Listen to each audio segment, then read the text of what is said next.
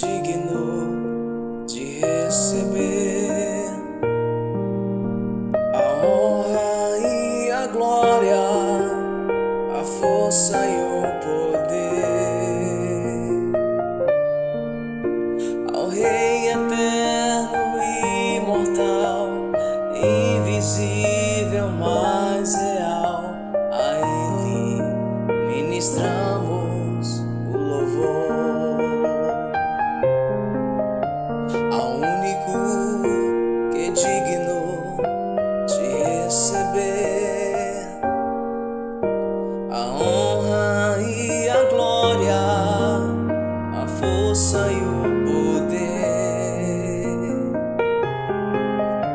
ao Rei eterno e imortal, invisível, mas real. A Ele ministramos o louvor.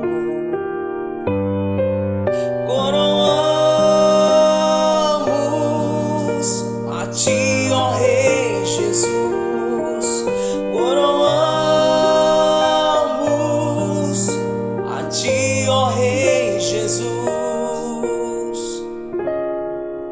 Adoramos o Teu nome, nos rendemos aos Teus pés,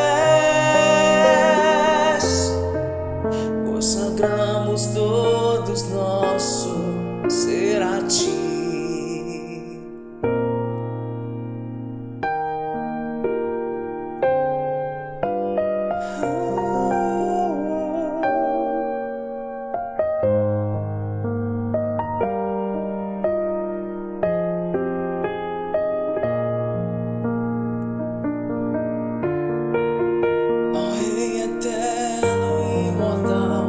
Invisível, mas real, a Ele ministramos o louvor. Coroamos a Ti, ó Rei Jesus. Coroamos a Ti, ó Rei Jesus. Adoramos o Teu nome, nos rendemos aos Teus pés, consagramos todos nosso ser a Ti.